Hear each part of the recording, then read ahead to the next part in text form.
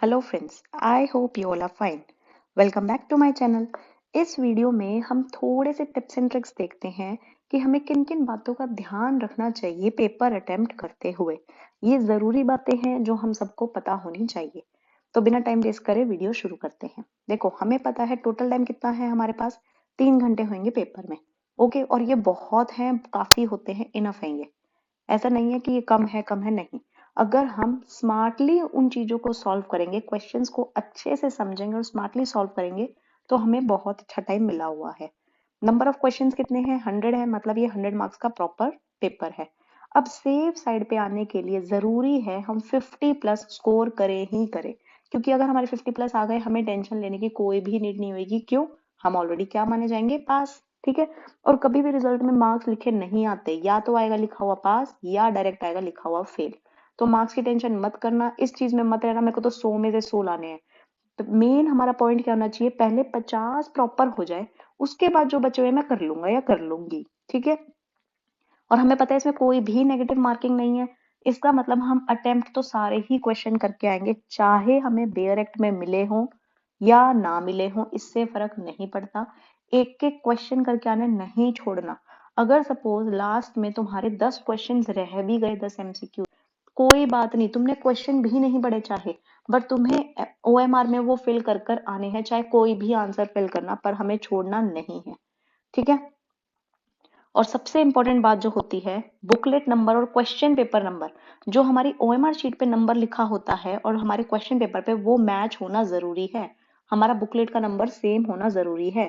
ठीक है। अगर नहीं है तो हमें उसी टाइम इन्विजिलेटर को बोलनी पड़ेगी वो चीजें। Different set, don't cheat. इसका मतलब चीटिंग के भरोसे मत जाना। अपने पे इतना यकीन रखो कि जोन सी मैं बेयरक लेकर जा रहा हूं या जा रही हूं, उसमें मुझे सारे आंसर्स पता है कैसे ढूंढने हैं। चीटिंग के भरोसे क्यों मना किया? क्योंकि अगर मेरा सेट ए है, साथ वाले का बी हुआ तो ये गड़बड़ हो जाएगी। तो इसलिए हमें ये काम तो करने ही नहीं है। और बिल्कुल इजी पेपर आएगा, ऐसा नहीं होता है कि टफ आएगा। ठीक है। और किससे मार्क करना है? ब्लू या ब्लैक बॉल पेन से। OMR में पेंसिल से या जेल पेन से मार्क मत करके आना। Check question paper. इसका मतलब जब हमारे हाथ में क्वेश्चन पेपर आएगा, सबसे पहले हम पूरा क्वेश्चन पेपर एक बार फ्लिप करके देख लेंगे कि सब सही तो है। ऐसा तो नहीं है कि बीच के 3-4 पेज फटे हुए हैं। वैसे प्रॉपर सही होता है, बट हमारी भी ड्यूटी बनती है हम उसको एक बार गो थ्रू करें। अटेम्प्ट ऑल क्वेश्चंस अभी मैंने बताया, क्योंकि 50 प्लस हमें लाना जरूरी है, वो हमारा सेफ स्कोर है। अगर हमारे उसमें 2-3 गलत भी हो गए ना, हमें टेंशन नहीं रहेगी। अब last, relax and stay calm. सबसे ज्यादा जरूरी है हमें बिल्कुल शांत रहने की, क्योंकि जितना हम शांत रहेंगे उतना हम पॉजिटिव रिजल्ट्स भी दिखाएंगे, ये हम सब जानते हैं। देखो, मैं तो ये पूछ रही हूँ, आप लोग टेंशन ले किस चीज के रहे हो? सिर्फ ये एक पेपर ही तो है। अगर देखो, इतने बड़ी प्रोफेशन पे अगर आप लोग आ रहे हो, इस पेपर से ही घबराओगे तो आगे तो बहुत हर्डल्स आएंगी। तो इन हर्डल्स के पास आने के लिए ये तो बिल्कुल ही बेसिक स्टेप है। ठीक है। और ये बहुत इजी आता है, इसमें स्ट्रेस लेने की जरूरत नहीं है। अगर मैं ये बताऊं कि अगर हम सिर्फ ये वाले सब्जेक्ट्स भी, अगर मानो अभी किसी ने कुछ भी तैयारी नहीं करी, कोई बात नहीं, हमें सिर्फ 70 मार्क्स में भी ये सब क्वेश्चंस अगर हम कर लेंगे, हमारा 70 मार्क्स का तैयार हो जाएगा। जैसे कॉन्स्टिट्यूशन लॉ, IPC, जो 5 मेजर है वो तो करना ही है। इसके अलावा जो ADR है, फैमिली लॉ है, PIL है, और ये कॉन्ट्रैक्ट वाला जो पार्ट है, इन सब के ऊपर ही मैंने MCQs डाल रखे हैं। उनको भी करके जा सकते हैं, वो सारे इंपॉर्टेंट आते हैं। और उनमें मैंने ये ट्रिक्स बताई है हमें कैसे करना चाहिए, कंसेप्ट वाले क्या है, सेक्शन वाले कौन से हैं। ओके। और देखो, ये तो कुल मिला के 70 बन रहे हैं। सपोज हमें 70 में से 60 भी आते हो, सपोज 10 हमें मिले ही ना हो। कॉन्स्टिट्यूशन में मेरे को 5 तो मिले ही नहीं क्योंकि केस लॉ पे थे, कोई बात नहीं, बाकी भी तो पड़े हैं। तो अगर 70 में से भी 60 भी सॉल्व हो रहे हैं, आप लोग बिल्कुल सेफर साइड पे हो, क्योंकि आप लोग यहाँ पर पास हो चुके हो फिर। ओके। तो मैं यही सलाह दूंगी, इस टाइम पे हमें रिलैक्स रहने की जरूरत है। हाँ, हम ऐसे भी कर सकते हैं एक चीज, कि अभी सपोज अगर हमें किसी को भी आइडिया नहीं है पेपर सॉल्व कैसे करना है, कोई भी एक प्रीवियस ईयर का पेपर उठाओ, कोई भी उठा लो, कोई दिक्कत नहीं है। अपना टाइमर लगाओ, क्योंकि टाइमर वहां पे हमें पता है 3 घंटे का है। पहले क्वेश्चन से स्टार्ट हो जाओ करना, और बिल्कुल शिद्दत से कम एक पेपर तो लगाओ। अगर तुम सोच रहे हो कि हाँ प्रीवियस ईयर सारे कर जाएंगे और इस बहाने तुम कुछ भी नहीं कर पाए, ऐसा मत करो प्लीज। कम से कम एक पेपर उठाओ, पर डे भी करोगे तो सब हो जाएगा बढ़िया तरीके से। ठीक है। तुम फर्स्ट क्वेश्चन से ट्राई करो, तुम्हें खुद अपने आप पता लग जाएगा। अब देखो, कोई कैसे तरीका बताएगा, कोई कैसा। सपोज मैंने बताया कि फर्स्ट से लेके 100 तक सारे पढ़ लो, जो बीच में सीपीसी दिख रहा है उस पे सीपीसी लिखते रहो, सीआरपीसी दिख रहा है उस पे सीआरपीसी लिखते रहो। कई बताएंगे ऐसे तरीके, कई कैसे बताएंगे, अच्छा तुम पहले सारे क्वेश्चंस पढ़ लो, जो तुम्हें आ रहे हैं उनको मार्क करते रहो। अरे तुम खुद का दिमाग भी तो लगाओ, जब तक दिमाग नहीं लगेगा, जब तक तुम खुद उस पेपर को लेकर नहीं बैठोगे।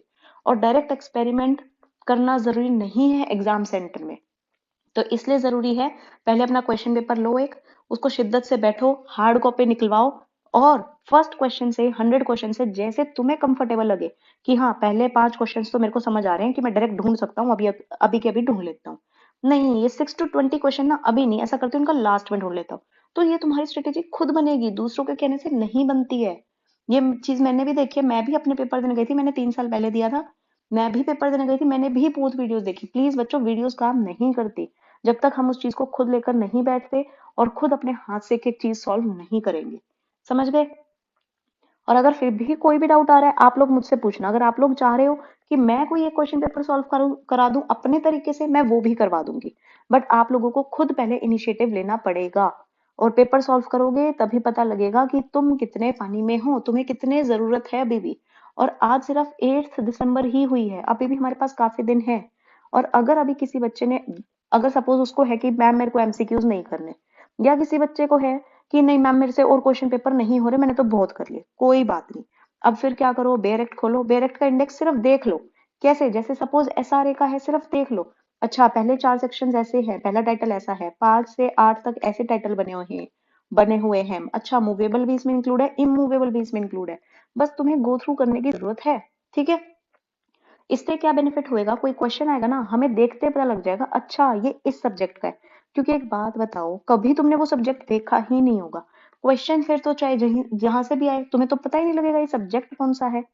इसलिए मैं ये बता रही हूँ, या तो इंडेक्स वाला काम करो स्टार्ट, ठीक है, वरना एक प्रीवियस ईयर का पेपर लगाओ, ये, या मैंने बोला एमसीक्यू सॉल्व करना स्टार्ट करो, ये, या फिर मैंने बोला डायरेक्ट इंडेक्स देखो। 3 चीजें तो अभी मैंने बता दी, ये है प्रीवियस ईयर, एमसीक्यूज लगाओ, इंडेक्स देखना स्टार्ट करो। इससे बेस्ट ऑप्शन नहीं मिलेगा। एंड प्लस अगर मानो तुम लोग इंडेक्स नहीं देख पा रहे हो सारे सब्जेक्ट्स का, कोई बात नहीं, ये जो मैंने मार्क करे हैं सिर्फ इनके देख लो, बेयर एक्ट के इंडेक्स, कोई फर्क नहीं पड़ेगा, हमें जरूरी नहीं है इनको भी देखना। अगर इनसे कोई डर रहा है तो इनको भूल जाओ, अब पहले इन पे तो फोकस कर लो जो हाई वेटेज मार्क्स रखते हैं। ठीक है, फिर आगे की सोचना, 100 पे को जाने की मत सोचो, पहले जो 50 जो मिनिमम होते हैं पहले उसको क्वालिफाई करने की सोचो। ओके? तो अगर अब आप लोगों को इसके रिगार्डिंग कुछ भी डाउट हो, आप लोग मुझसे पूछ सकते हो। ओके? तो मिलते हैं अपनी नेक्स्ट वीडियो में। Thank you for watching.